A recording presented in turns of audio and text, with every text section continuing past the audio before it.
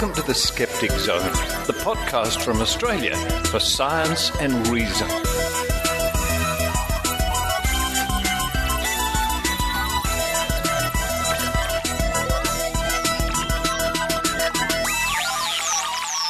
Hello and welcome to the Skeptic Zone, episode 362 for the 27th of September 2015.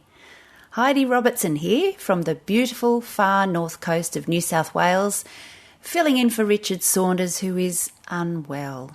Well, at least he has Fred the cat to talk to. Coming up on this week's show, before Richard caught the man flu, he visited Dr Siobhan O'Sullivan, who is a podcaster and an expert in animal politics and welfare. Siobhan will give us her opinion on the Paleo Diet and so-called animal psychics or communicators. I don't know what's so sceptical about that. I have 2 dogs who regularly talk with me telepathically. It's mostly, pat me. Now pat me again. Here's my bottom for you to pat. Is that a bone for me? I'm so happy to see you because I haven't seen you for 5 minutes. Can I have more pats? After that, it's a week in science from the Royal Institution of Australia, www.riaus.org.au. And then to wrap up the show, it's the Raw Skeptic Report with me. A few months ago, myself and some friends went to the live stage show of someone claiming to be a psychic. Did she have mystical insights? Find out when I analyse some of her readings. And I must recommend the Full Facts Book of Cold Reading by Ian Rowland. I know that Richard has used this for many years, and it even helped him when he was the skeptical judge on the TV show The One. There will be a link to the book in the show notes for this episode. I hope I can meet you at the upcoming Australian Skeptics Convention in Brisbane, and in fact, you might meet all the Skeptic Zone team there. Just look for the Skeptic Zone table. Who knows, you might end up on the show. And while I have the microphone, I may as well give a plug for the group I'm involved with, the Northern Rivers Vaccination Supporters. You can find us on Facebook and Twitter and at nrvs.info. But for now, I'm going to run up the road to the local cafe and grab myself some of the best sushi the Northern Rivers has to offer, sit outside with it and look at the view. While I'm doing that, please enjoy listening to The Skeptic Zone.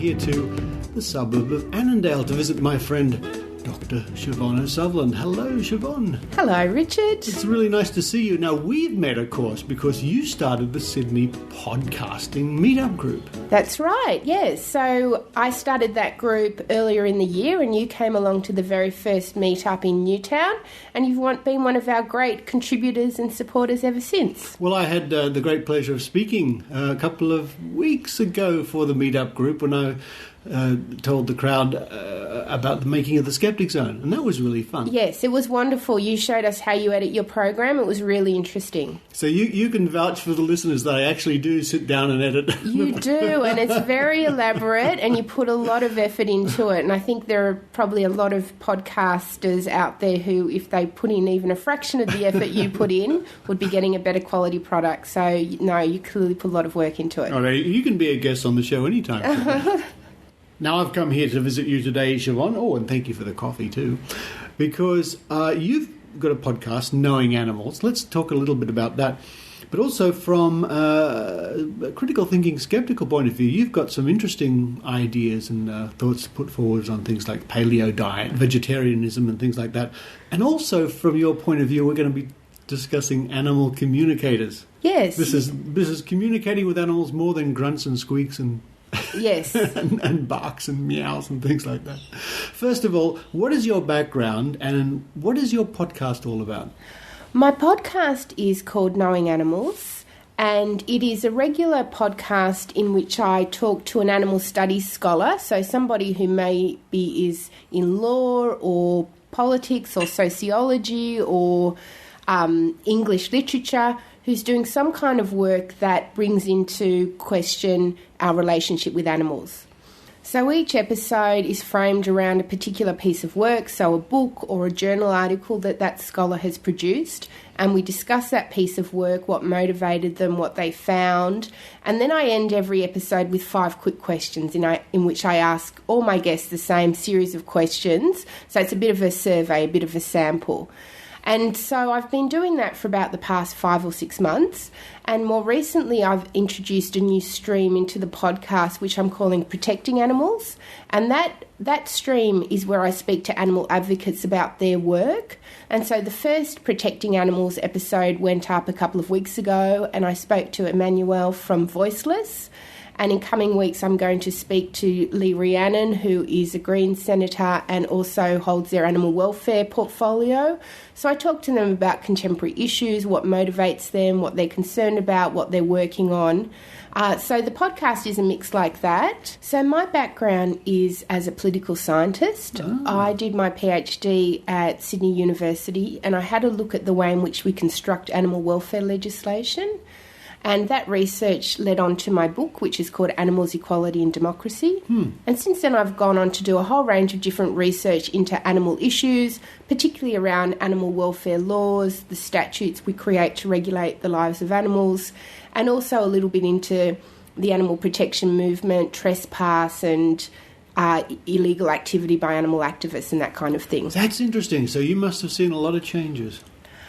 In the way animal activists go about their business. Well, that too, but also in general animal welfare in our society. Yeah, well, it's actually a really interesting point that you raise, Richard, because what I have seen is a big shift in attitudes towards animals and concern about animals.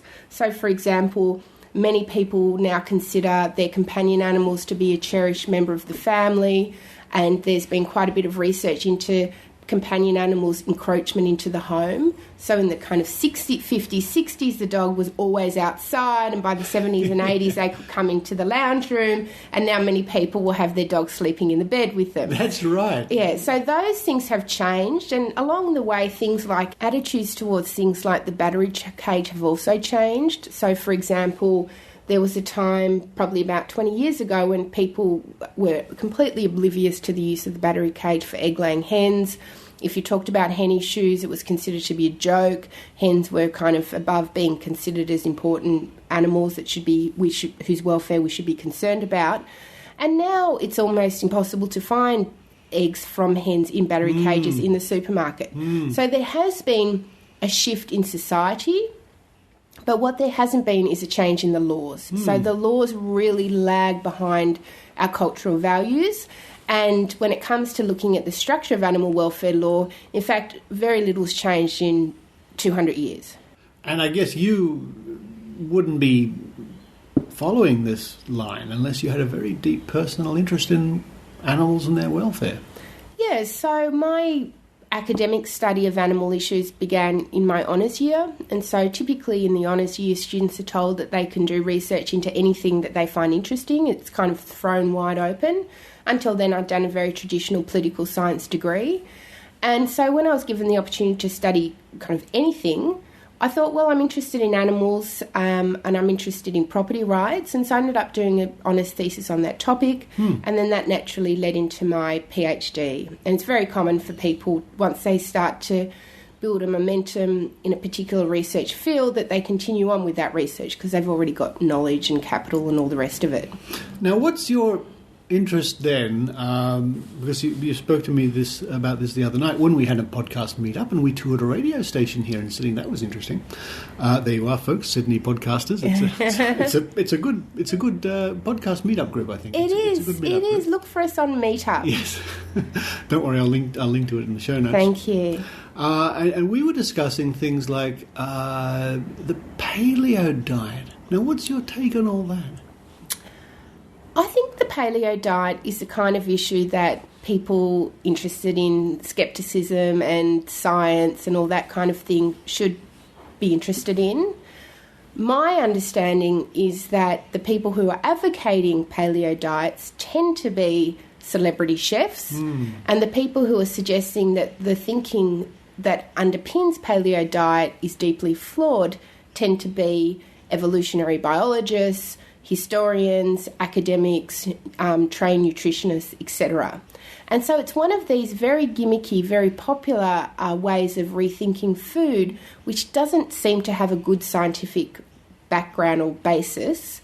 And my interest is twofold. One is I think that it's harmful for animals if people believe things that are untrue about the volume in which animals should be eaten. Right. And I also think it's probably harmful for humans to be consuming vast amounts of animal protein. And so I do think that it is flawed science, if it can be considered flawed science at all. I mean, it's kind of a popularism. Yeah, and it has all the red flags that we as skeptics look out for. The fad diet, the catchy name, the celebrity endorsement, all this sort of thing. Yes.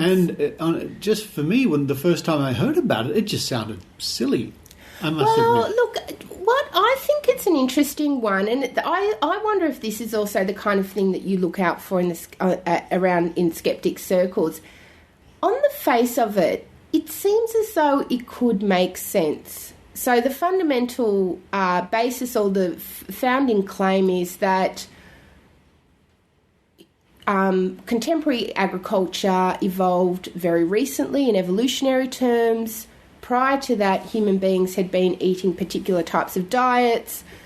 Humans haven't had a chance to evolve as quickly as contemporary agriculture, and therefore, if you eat contemporary foods, you're not eating in a way to which your body is evolved. Yeah, that's the argument. Yeah, so it seems on the face of it as perhaps it makes sense. Yeah. But that depends on a whole range of flawed assumptions, such as the rate at which human beings do evolve, the type of diet that was being eaten by... And at what stage of evolution that particular diet was being eaten too, I would imagine. That's right. And also... it could be a very narrow window, I guess. Yeah, well, look, I was doing some reading this morning just to refresh my mind, and there's quite a few interesting pieces up on The Conversation. So The Conversation, I find, is quite a good source of information because it's written by academics who have an expertise in the area when they write about it. And they're all damning of the paleo diet. But it was really interesting reading about human evolutionary history and how quickly, for example, humans have adapted to dairy. Now, I'm vegan and I don't advocate eating dairy or consuming dairy, but not because I think it's problematic from a human consumption perspective. I think it's problematic from the perspective of the calf, who is the byproduct and is killed. So, to me, a vegan diet is an ethical consideration, but people try to build very strange arguments that use this quasi-science or this kind of mock science around nutrition, and I think it's problematic. That's very interesting. And listeners, if you have a particular thought on this topic, I guess the best place would be for you to head to our Facebook page, and the link is on the Skeptic Zone website, and you can share your thoughts in the comments for this episode. I'm sure Siobhan would be interested to hear what our listeners have to say about that. Now let's look at something a bit more, what we might say, old-fashioned skepticism here, Siobhan. and we were discussing this the other day, and I showed you a video oh boy, of a horse communicator, or, well, a general animal psychic. These are the people, of course, who will tell you that they have a special spiritual connection with animals. Now, you can interpret that many ways. I mean, I could argue, depending on how you use the language, that I have a spiritual connection with Fred, my cat. I don't mean that in a paranormal sense or a metaphysical sense. I just... Fred is a good cat, and we get on. But here we have a group of people all around the world who claim that they are getting basically telepathic messages from the minds of animals. And what I find interesting is that they're imposing human like thinking upon an animal. So they'll say this animal is thinking these complex thoughts about thoughts and emotions and needs and wants and stuff, whereas I would assume that I'm right in thinking animals simply don't possess that level of of cognitive function? Probably not. I think that animals probably do have a range of thoughts, but I don't think that they are by any means as complex as the types of thoughts that humans have. I think it's around the age of 3 that human beings begin to surpass non-human animals, and particularly the smarter animals such as dogs and pigs and that kind of thing. Our brain is more complex and the wiring is more complex. Yeah. It absolutely is. And of course, by the age of 3 or 4, we've already surpassed our closest relative being the chimpanzee. So a 4-year-old child can do far more than the smartest chimp, but that's fine. That's just the way things are. So here we have a group of people who, to my way of thinking, are really, like most psychics we meet, are self-deluded, with a small residual being the con sharks out there. Now, I also think this is doing, ultimately, it's not only doing people a disservice because it's not true, but I think it could be doing animals a disservice too. And my way of thinking around that is, say if somebody went out to communicate with a horse, as the video we saw the other day, and the horse has a real problem. Say the horse has a real problem. These people aren't qualified vets. They're not qualified to pick up on this problem, and maybe the horse, like humans, could go undiagnosed. Yeah, look, I do think it's problematic. I think that if people are trying to diagnose health issues with non-human animals using psychics rather than vets, they're making a serious error in judgment, and the individual who will suffer the most as a result of that is the animal. I think that, look, veterinary science has a crazy history. I mean, the history of veterinary science was very much associated with the military. So they actually began with horses. That was the first area of expertise, and the reason they ever had vets was to help them deploy large armies. Right. But originally they were just the shoers. So horse shoers became the early vets, and a lot of what they did was absolute quackery. Applying fire was one of the biggest ways in which they tried to heal horses, and it was, as described, it was awful. But this was quite a few hundred years ago, and veterinary science has come a long way. And I do strongly believe that if an animal is sick or needs assistance, a vet is by far and away the best place to go for a diagnosis. But I was just going to pick up on a point earlier. It's interesting because I've spent quite a bit of time around people who are very passionate about animals. I worked for a small animal charity many years ago called World League for Protection of Animals, and I spent quite a bit of time associating with people who are vegetarian or vegan or into animal rights in some manifestation.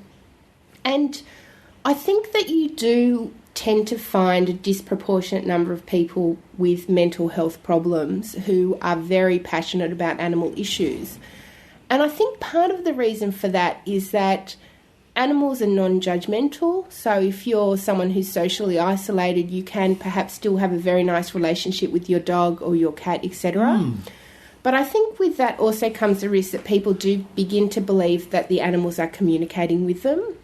So I think there is at least a proportion of the community who do hear messages from their very dearly loved cats and dogs, but this is a sign of an unfortunate mental health issue. Yeah, but that's a really interesting point you raised, because with my own personal experience with Fred the cat, I mean, we can pretend and we delude ourselves in a very nice way that Fred's telling us something, or Fred's feeling this way, or Fred wants this and that, which by and large, you know, if he wants food or water, that's fine and stuff like that. But of course, he's not communicating with us very complex needs and wants and reasoning. And stuff. Not Fred the cat, anyway. No, if you're hearing a complex message from your cat, unfortunately, it's not a good sign.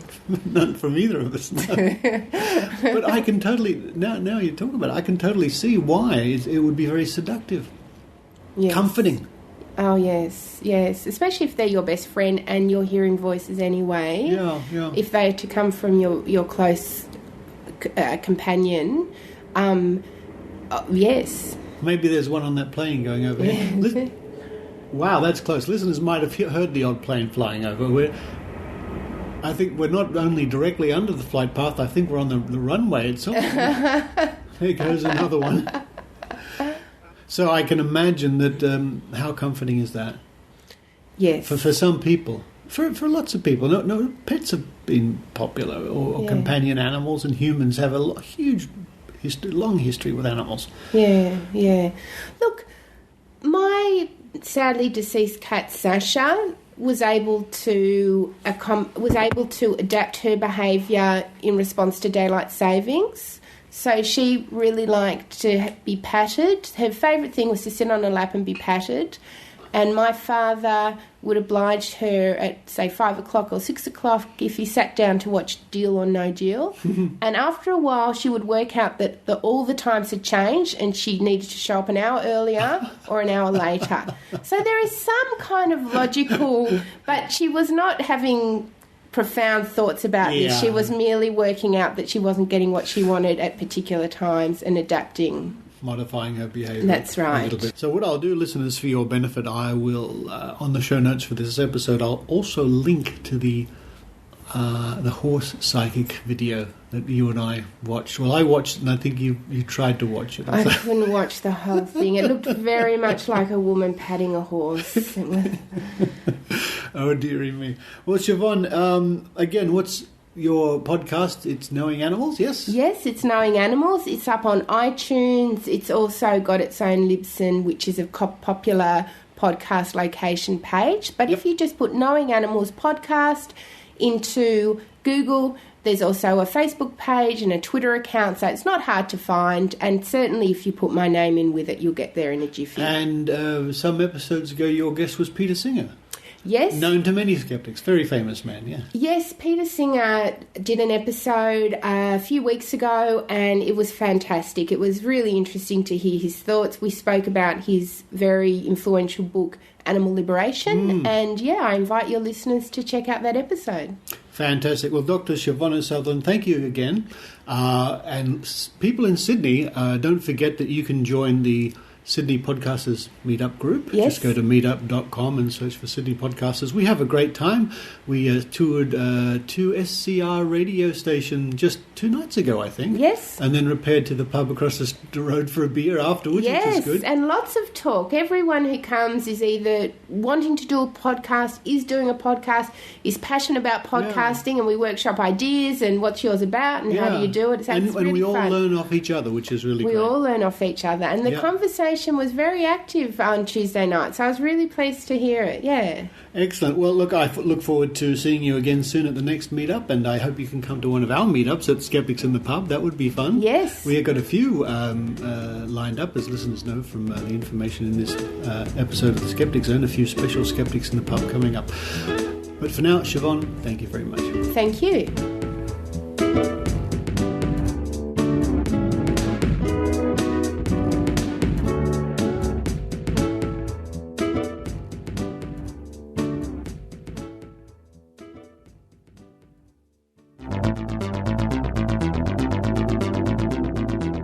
Welcome to a week in science from RiAus, bringing you the science you need to know. The old saying, no pain, no gain, seems to be spot on. Australians spend about $2 billion a year on sports injuries, and there are some simple ways to prevent many of them. One way to reduce your injury risk is to do some pre-season training. Studies of football codes show a 50 to 75% reduction in injury risk when a pre-season regime includes strength, flexibility and balance exercises. Without pre-season conditioning, athletes put a lot more strain on their bodies when the season starts, leading to injuries. But a word of warning, a recent rugby analysis showed that really heavy pre-season loads can increase your risk of injury. So while some pre-season is good, you probably shouldn't go crazy with it. During the rest of the season, an hour of weight training each week helps prevent lower body injuries, including your groin, knees and hamstring.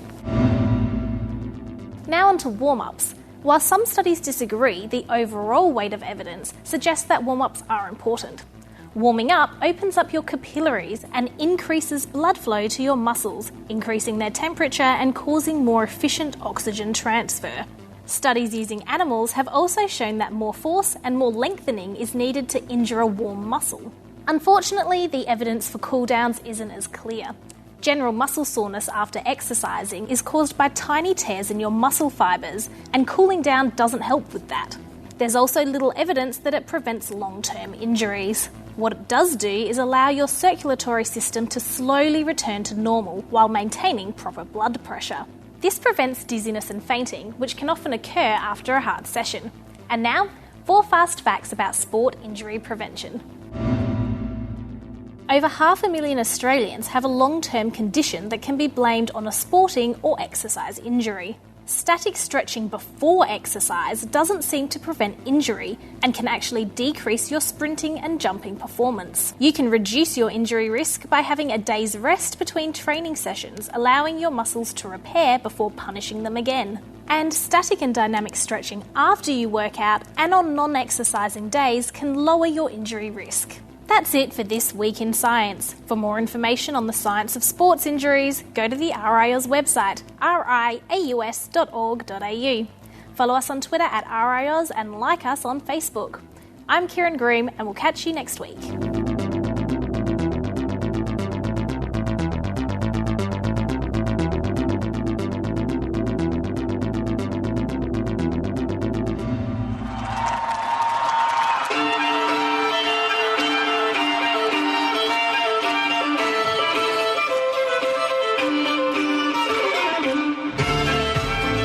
Marit. Og jeg Kristin, og vi vil tipse deg som norsk lytter av The Skeptic Zone om skeptikermiljøet i Norge. Det finnes norske blogger og pubtreff og podcast, og foreningen Skepsis driver med ulike former for aktivisme. Sentralt skepsis.no, og her publiseres det dyptpløyende artikler, en kalender over skeptiske aktiviteter og lenker til andre skeptiske ressurser. Skepsis-bloggen oppdateres jevnlig, og det diskuteres heftig på Skepsis-forumet, så stikk innom og delta du også. Skepsis.no. Hello, I'm Marit. And I'm Kristin, and we want to let you know that there are lots of Norwegian skeptics for you to get to know. There are blogs and pub meets and a podcast, and the Norwegian skeptics also do paranormal tests and consumer activism. To find out more, Google Norwegian skeptics or visit skepsis.no.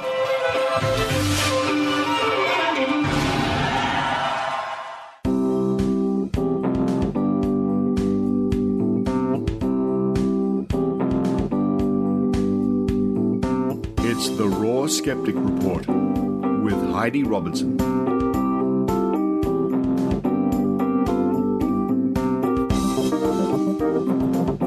Hello everyone. A few months ago I attended my very first psychic medium show in the Northern Rivers. The alleged psychic, I'm going to call her Sue, was from further down south and flying up for the event. The only other time I've been to such a thing was a private reading from a tarot card reader when I visited Savannah, Georgia, many years ago. It's one of the things as a tourist that you do in Savannah, I was told. As a side note, that tarot card reader told me that I should break up with my boyfriend as he was no good for me. Turns out I married that boyfriend and we are still together 12 years later. So I'd never attended a public psychic medium affair and thought, as a skeptic, the opportunity was too good to miss. I got myself a copy of The Full Facts Book of Cold Reading by Ian Rowland in order to better understand some of the techniques that may be used. However, for all I knew, this one might be the real deal. It's never a wasted effort to go prepared, though, just in case she turned out to be not the real deal. I attended with 2 other friends, one a fellow skeptic and one who was not entirely certain of her beliefs either way. There were only 12 people in the audience, including the 3 of us, so the psychic told us right at the start that she would have time to give each of us a reading. Fantastic. We decided not to pre-book online to eliminate the possibility of any of our personal details being found out prior to the show. We just turned up and bought the tickets at the door. There was no interaction with any of the other audience members, staff, or the medium prior to the show. We were asked when purchasing the tickets to write down any specific questions we wanted answered and put them in a box for the medium to take a look at and answer at the end of the show. I must admit, I felt a bit guilty writing down the question, "Is my brother okay?" on my bit of paper. I didn't specify, and nor was I asked to at any point, that my brother is actually very much alive and well. I was just interested in how the question would be interpreted and answered, and if the psychic was doing what she claimed to be doing, she should either, you would think, pick up on the fact that I do not have a deceased brother, or at the very least say that she cannot pick up on any connection with him. More about that later. So in we went and sat down for the proceedings to begin. According to the cold reading book, this part of the show is called The Setup and involves a number of options that I noted were in fact used in here. Let's see how many parallels can be drawn between the techniques in the book and the show we were at. From the book, quote, "Before the reading itself begins, the cold reader can take some preliminary steps to get the reading off to a good start. The basic aim is to encourage a relaxed and cooperative atmosphere in which the client will neither challenge nor impede the cold reading process." End quote. Some of the techniques used to achieve this include, quote, "encouraging cooperative interpretation," end quote. That is, asking right at the start for audience members to help with the interpretation of the messages coming through. Did Sue, the psychic medium, do this? Tick. Sue explained that sometimes the spirits will come through to her via a smell, a taste, a feeling or emotion, and she then has to interpret and deliver it to us, and that she may need clarification from us as to whether or not she is on the right path. From the book, quote, "Setting the clients at ease, which includes watching out for any fear or anxiety that could obstruct rapport. For example, some clients are wary that the psychic will see too much, exposing darkest secrets." End quote. Did Sue do this? Tick. Sue said right at the start that she never airs dirty laundry, but may mention it in private to us after the show to avoid any embarrassment. From the book, quote, "Checking for recent readings. The psychic asks if the client has had a reading before, and if so, how long ago. The main reason for this is to avoid inadvertently giving conflicting readings to the same person. Provided 2 or 3 months have passed, any discrepancies between the last reading and the current one can be attributed to changes in emphasis, interpretation, or influence." End quote. Tick. Sue asked members of the audience who had been to see a psychic before. No one had been to see Sue herself before, which was not surprising since she came from further down south. I put my hand up, thinking of the tarot card reader in Savannah. One other man put his hand up too. She asked that man how he had found the previous experience, to which he applied, "amazing." He was extremely enthusiastic, which was interesting when seeing how his reading progressed later, as opposed to others who were much more reticent participants. From the book, quote, "Supplying a preemptive excuse for failure. In her introductory remarks, the psychic usually offers an upfront excuse for any outright failures which may arise later." End quote. Tick. Sue said if she referred to people who had passed, and in fact they had not passed, it may refer instead to someone we know who knows someone who has passed, and that she may also be interpreting messages as something that has not yet happened. From the book, quote, "Creating an intimate atmosphere. No matter how this intimate atmosphere is created, the point is to dissuade the client from being too challenging or assertive. It also promotes the sense of participation in a ritual. Rituals are a time-honoured way of constraining normal mental responses, including the "wait a minute, this is all nonsense" response, and thereby conditioning behaviour. This is why rituals are found in every religion and military organisation. The more time we invest in a ritual, the harder it becomes to break free of it." End quote. Tick. We sat at tables and on lounges close together with dimmed lighting and candles on the tables. The ritual involved getting us all up and dancing to loud music which would, in Sue's words, raise our vibrations so she could more easily connect to our deceased friends and family. Considering I look like a drunk octopus when I try to dance, this didn't do much to raise my vibrations. So perhaps it's my fault that I can't dance, which ultimately led to the results of my reading. But first up was my friend's reading. I'm going to call her Anne, the one who was not certain of her beliefs either way with regards to the paranormal. And thank you, Richard Saunders, for helping me dissect these readings. The first connection Sue said she had was a tall gentleman on Anne's dad's side who passed 2 generations ago. Anne was not giving much away, looking unsure, and Sue finally settled on the fact that it was Anne's great-grandfather. She asked Anne if he had ever served in a war and said that he was showing her a light horse hat. When Anne remained unsure, Sue asked her to go back and check with her family after the show. This is a technique that Richard calls the pipe ploy. This is where the psychic tells the subject to check when they go home. To the audience, it looks like the psychic knows something about the subject's family the subject doesn't even know. It's a classic way to turn a miss into a hit. Sue then suddenly changed tack and asked Anne if she owned a shop, which was a miss. Several variations on this question followed. Are you looking at opening a shop? Are you with someone that owns a shop? What about a store? Someone connected to you own a shop? Do you work with someone that owns a shop? Many questions, which frankly anyone could ask. There is nothing psychic about asking for information. This line of questioning, with the net being cast wider and wider, is sure to get a hit at some point, and sure enough, eventually, Anne said yes, she does work in a shop part-time. Sue continues to get misses with the questions about the shop, with Anne responding no.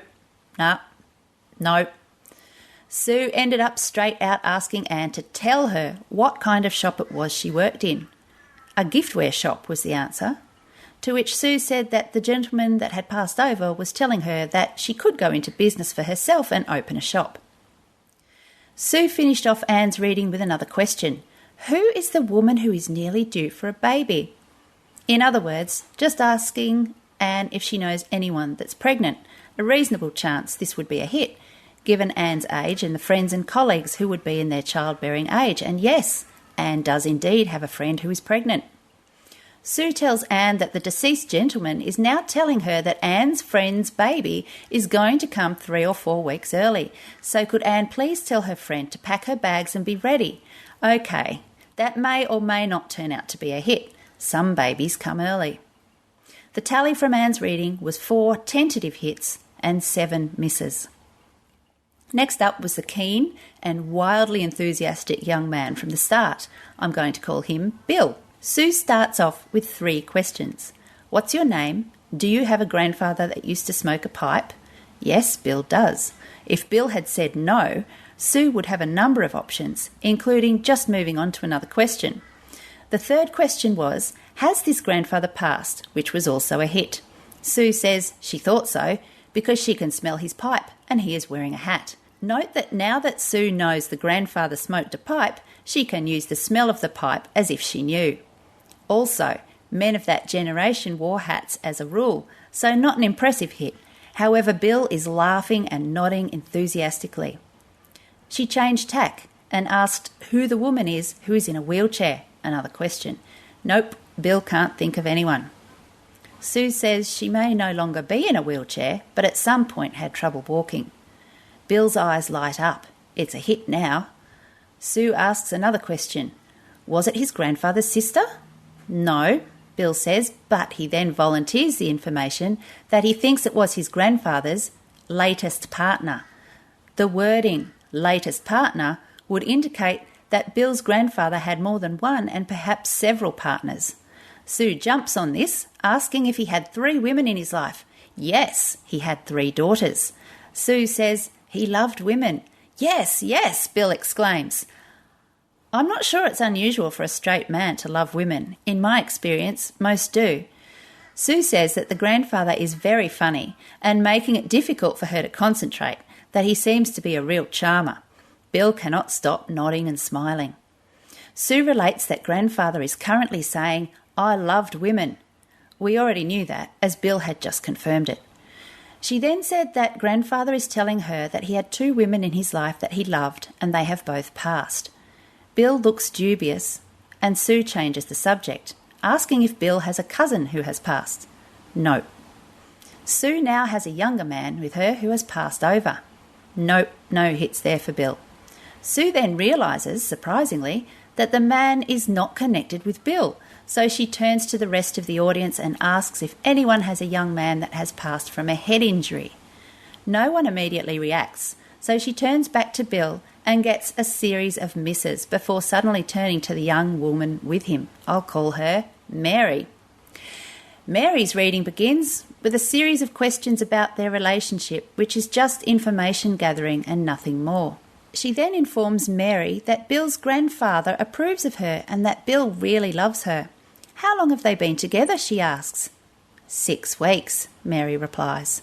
Sue informs them that they will be together for 18 years. There is lots of embarrassed laughter. She gets a couple more misses, saying that they have been in the same group of friends for a while, and then that they knew each other when they were younger. No and no. She settles on the fact that they must have known each other in a past life. Of course, something that no one can verify, even if one does subscribe to one having past lives. The awkwardness increases when Sue informs Mary that she will be having Bill's babies, and sooner than expected, probably before Christmas, and before she gets herself a wedding ring.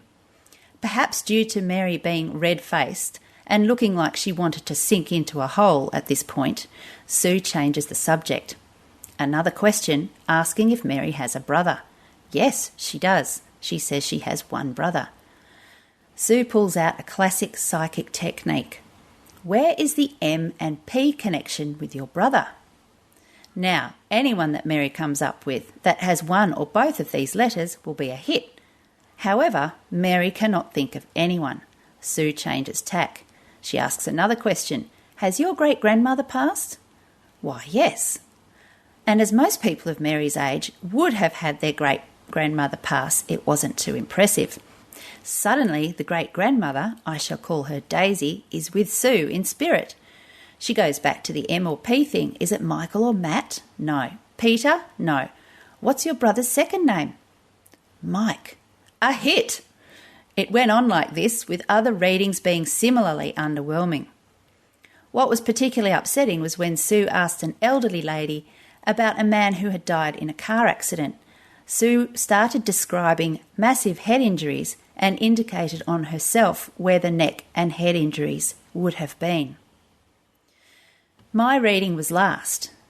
There was, in the 15-minute reading, 3 tenuous hits, where Sue guessed I had a son with blonde hair and that he was the younger of the two. I say tenuous because that question, to which I answered in the affirmative, was prefaced by the questions, do you have 3 children? No. How many children do you have? 2. Do you have a boy who is fair? Yes. Now, is your fair-headed boy the younger of the 2? Yes. Questions, all questions. The other tenuous hit was when she asked what the initials BB stood for. I didn't know, but after several more questions from her, she counted it as a hit that my father-in-law's name is Bob.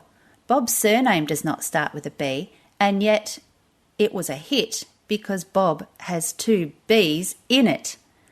Bob is still alive, and nothing was mentioned about how the initials were relevant, but there was an emphatic, repetitive, I got it, from Sue.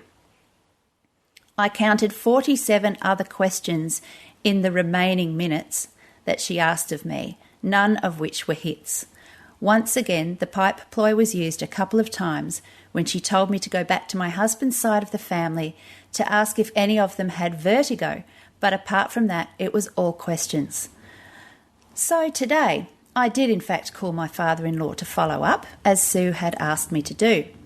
Here's the recording of that part of the phone call with his permission. So she specifically said she thought it was your mother who suffered from either vertigo or bouts of dizziness. And when I said I didn't know, she said go back and check with the family, which is what I'm doing now. Yeah. So she didn't suffer from dizziness or vertigo that you know of? No, not at all. And she lived till 90 with... And she 90 odd, I think it was 93 I think she lived to. Yeah, and the other thing she asked was, did she suffer from loss of memory or dementia? And I'm pretty sure you said no, she was pretty much sharp as a tack. She was sharp as a tack right at the end. Yeah, okay. Yeah. And so then she said, well, maybe the dizziness or vertigo has to do with somebody else on your side of the family, someone that's not telling anyone else that they suffer from dizziness or vertigo. Well, there was only my sister, and she doesn't suffer from it, and my dad. Yes. And He died from emphysema. And what about you? No, I'm dizziness when I'm with Rhonda.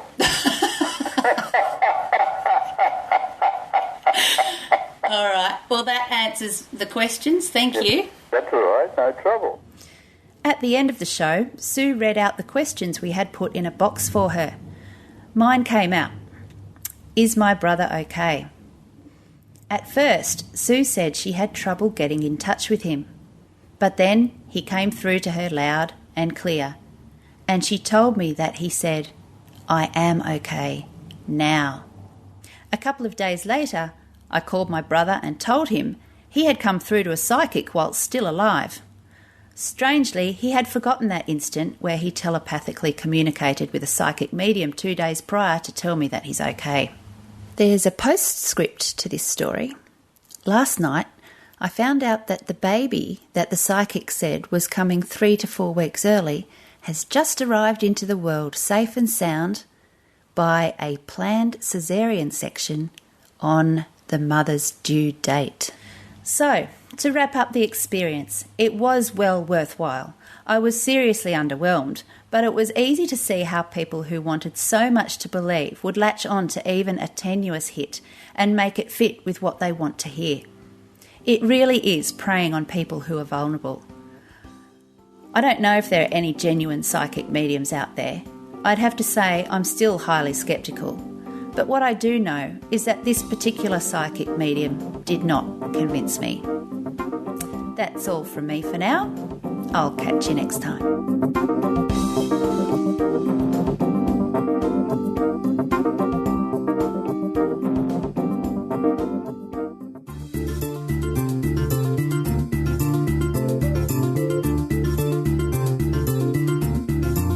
Here is a roundup of upcoming skeptical events.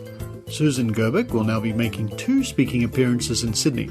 The first one is a special Sydney Skeptics in the Pub on the night of Thursday the 8th of October at the Crown Hotel. Now, this replaces the regular Skeptics in the Pub that was to be on the 1st of October. Please spread the word, if you know anybody who comes to Skeptics in the Pub in Sydney, that in October, Skeptics in the Pub will be 1 week later with special guest Susan Gerbeck. Then on Sunday the 11th at Stratton's Hotel, starting from 1 p.m, Susan will be giving a talk on skeptical activism and a workshop on how to edit Wikipedia. Bring your laptop if you want, or just come along and enjoy the afternoon. Entry is free, and there's plenty of $10 pub lunch on the menu. Head over to meetup.com/AUST Skeptics to let us know if you're coming along. Susan will also be talking at the following events: September the 30th at the Morty Alex Skeptics, October the 1st for the Victorian Skeptics, October the 3rd to the 4th, Launceston, bring your laptop, October 6th, Canberra, at the Australian National University. Check with your local skeptics for more details. And for those of you in the Illawarra in Wollongong, there's the monthly Skeptics at Dicey Riley's, 333 Crown Street. And that's at 7 p.m. on Tuesday, the 29th of September.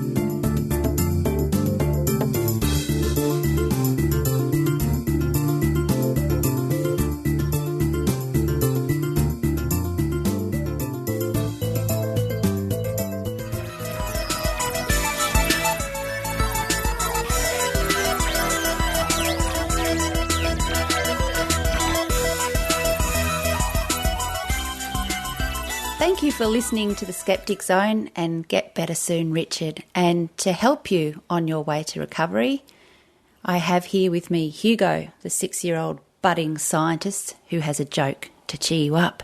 Hugo, what's your joke? Why did the scientist take off his doorbell? I don't know. Why did the scientist take off his doorbell? Because he wanted to win the Nobel Prize. He wanted to win the Nobel Prize. That's fantastic. Thanks, Hugo. But for now, this is Heidi Robertson, signing off from the far north coast of New South Wales, Australia. You've been listening to the Skeptic Zone podcast. Visit our website at www.skepticzone.tv for contacts, an archive of all episodes since 2008, and our online store. Please support the Skeptic Zone by following us on Twitter @SkepticZone, liking us on Facebook, and leaving a review on iTunes. You can also show your support by subscribing via PayPal for as little as 99 cents a week. The Skeptic Zone is an independent production. The views and opinions expressed on the Skeptic Zone are not necessarily those of Australian Skeptics Inc. or any other skeptical organisation.